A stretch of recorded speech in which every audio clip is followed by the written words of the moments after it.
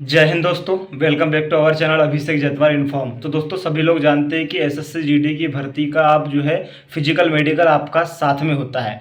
अब बात आ जाती है कि अब आपके एसएससी जीडी की भर्ती का जस्ट फिजिकल और मेडिकल होने ही वाला है आपका, है ना। बस रिजल्ट आ जाएगा और उसके बाद आपको डेट अनाउंस हो जाएगी और आपका फिजिकल और मेडिकल आपका साथ में हो जाएगा। लेकिन बात यह आ जाती है कि पहले क्या होता था, फिजिकल होता था और उसके एक डेढ़ महीना बाद मेडिकल होता था, तो अपन अपनी मेडिकल की जो भी प्रॉब्लम होती थी उसको पहले किसी से चेक करा के ठीक कर लेते थे। लेकिन अभी क्या है, अपने को फिजिकल की तैयारी करने के साथ साथ मेडिकल के भी अपने पॉइंट्स को क्लियर करना पड़ेगा, है ना।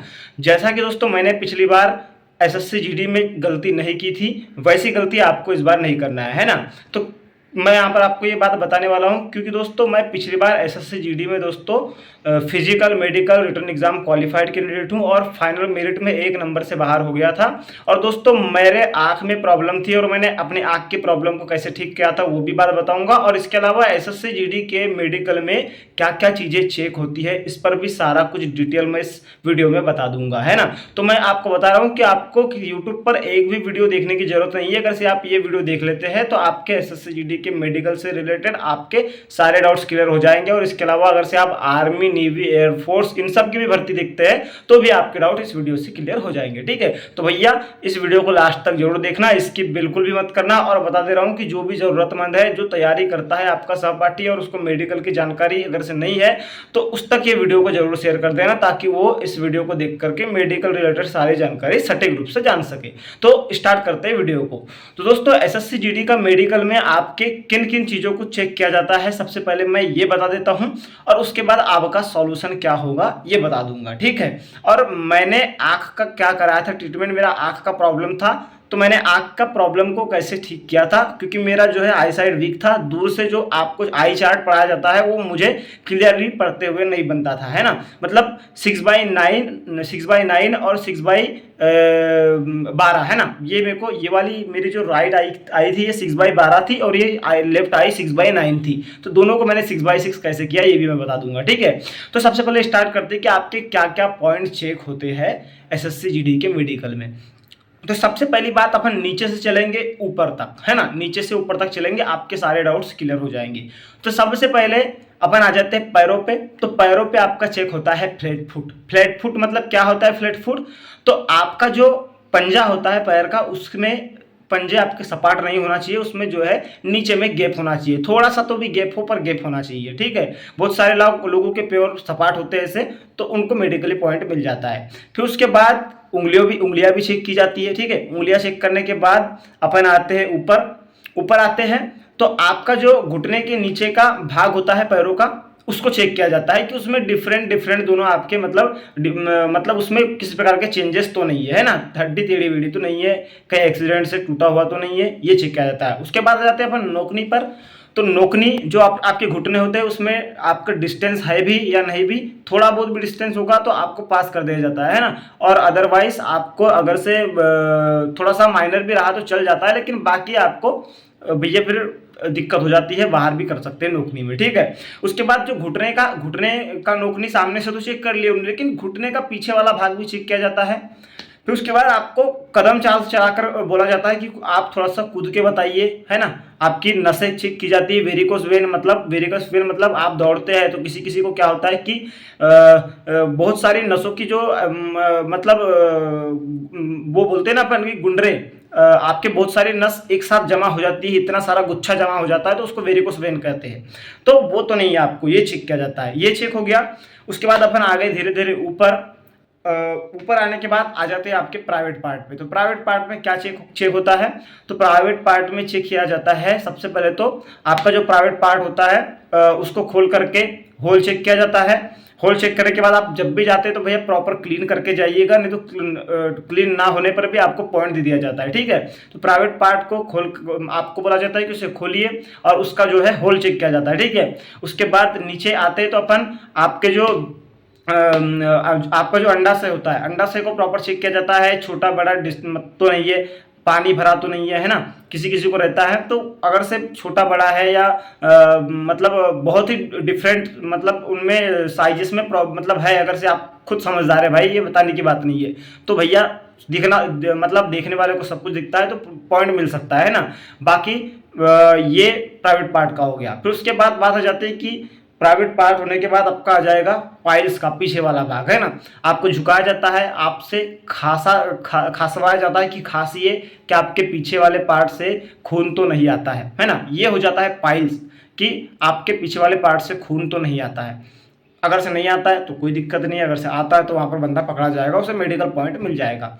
उसके बाद थोड़ा ऊपर आ जाते हैं, आपके चेस्ट पे आ जाते हैं। तो चेस्ट का होता है एक्सरे कि आपके चेस्ट का कोई ऑपरेशन वगैरह तो नहीं हुआ है। चेस्ट एक मशीन से आपको छाती को लगाने बोला जाता है मशीन को, और आप जब मशीन को छाती से लगाते हैं तो आपका वहाँ पर चेस्ट का एक्सरे हो जाता है।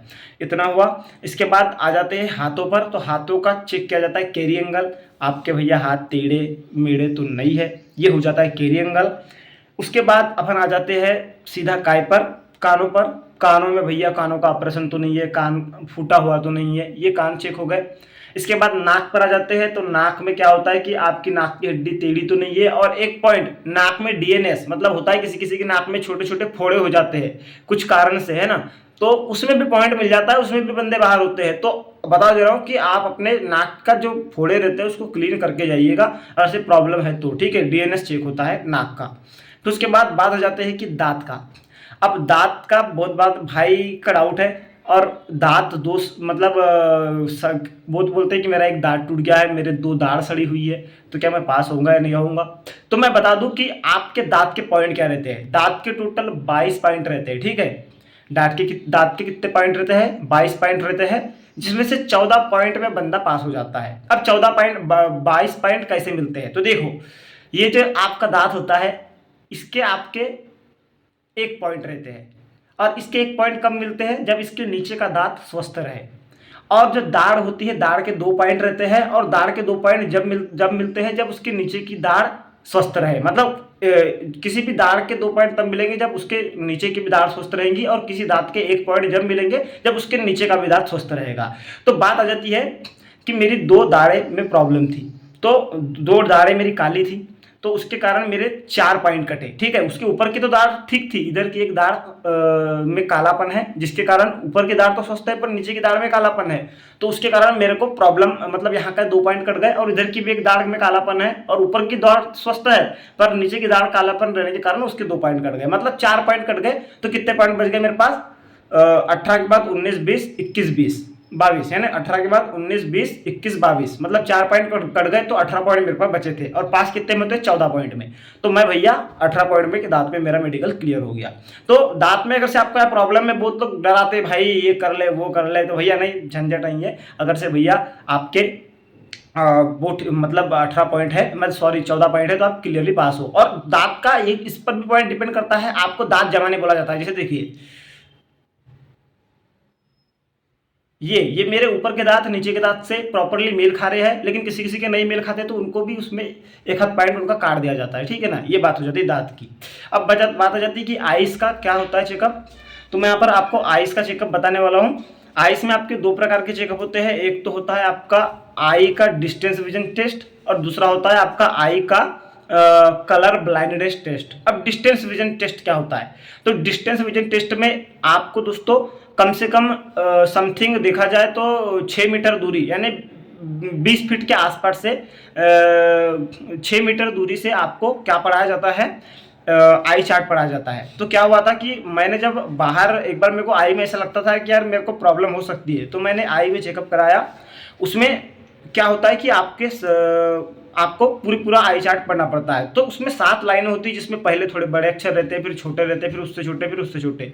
तो ऐसा मिला करके जो 7 लाइन रहती है उसमें से मेरे को 5 लाइन प्रॉपरली दिखती थी, लेकिन 6वीं और 7वीं लाइन नीचे का जो 6/9 और 6/6 नहीं दिखता था। तो इससे तो 6/12 भी नहीं दिखता था, और इससे 6/9 नहीं दिखता था, है ना। तो मैंने क्या कराया, मुझे डॉक्टर ने सलाह दी कि लेज़र सर्जरी कराइए। तो उसमें कम से कम 50-60 हज़ार रुपये का खर्चा आया। मेरा TPRK नाम का एक लेज़र सर्जरी हुआ था। तो उसमें क्या होता है कि 20 दिन में आपका विजन क्लियर हो जाता है। तो मेरा 15 दिन में ये लेफ्ट वाली क्लियर हो गई थी, 6/6 आ गई थी, लेकिन राइट वाली को 18 दिन लग गए थे, ठीक है। तो ये होता है आपका विजन टेस्ट, मतलब डिस्टेंस विजन टेस्ट, ये आँख का हो गया। और उसके बाद होता है कलर ब्लाइंडनेस टेस्ट, मतलब जिसमें क्या होता है कि पूरा बिंदी बिंदी बिंदी बिंदी वाला एक आप कागज देखे होंगे, उसके अंदर कोई संख्या छुपी रहती है लेकिन वो दिखाई नहीं देती। तो जिसको प्रॉब्लम नहीं रही उसको उसके बिंदी बिंदी के अंदर की संख्या दिख जाती है, लेकिन किसी किसी को नहीं दिखती, तो वो कलर ब्लाइंडनेस टेस्ट होता है। तो कलर ब्लाइंडनेस का कोई ट्रीटमेंट नहीं है, वो डायरेक्टली मेडिकली अनफिट है। बाकी आप अगर से आपको डिस्टेंस विजन दूर से अगर से नहीं दिखा दे रहा है तो उसका ट्रीटमेंट होता है TPR के लेसिक सर्जरी होती है।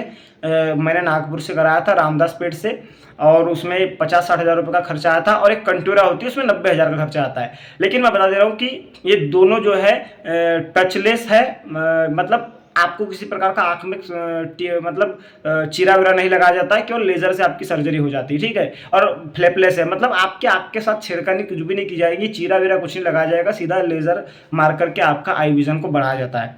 तो ये हो जाता है आपका किसका टेस्ट, आई का, ठीक है। तो आई का मैंने एक बता दिया डिस्टेंस विजन का ट्रीटमेंट है। लेकिन कलर ब्लाइंडनेस जो एक पेज रहता है जिसमें बिंदी बिंदी बिंदी बिंदी ऐसी संरचना होती है और उसमें कोई एक नंबर छुपा होता है, उसको आपको पढ़ के बताना पड़ता है, तो वो होता है कलर ब्लाइंडनेस। अगर से उसको नहीं दिख रहा है किसी को तो भैया उसमें उसको टेम्पररी मतलब परमानेंट अनफिट कर दिया जाता है। तो मैंने ये इतने चीज़ बताया है आपको कि इतनी चीज़ आपके मेडिकल में होती है। 11 मिनट का वीडियो हुआ है, हालांकि वीडियो लंबा है, लेकिन मैं आपको बता दूं कि अगर से आपने फुल्ली वॉच किया है तो मेडिकल से रिलेटेड आपको एक रत्ती भर का भी प्रॉब्लम नहीं होने वाला है। आपका जो भी प्रॉब्लम है अभी भैया ठीक करा लीजिए। और अगर से आपको कोई भी डाउट है तो कमेंट में बताना, मैं ज़रूर आपका रिप्लाई दूंगा, क्योंकि आप भी एस्पिरेंट हो, मैं भी एस्पिरेंट हूँ, तो मैं भी आपकी भावनाओं को समझता हूँ। तो मिलेंगे नेक्स्ट वीडियो में, तब तक के लिए आप अपना ध्यान रखना, अपने परिवार का ध्यान रखना भैया, तैयारी तगड़ी तरीके से करते रहिए। मिलेंगे नेक्स्ट वीडियो में, तब तक के लिए जय हिंद, जय भारत।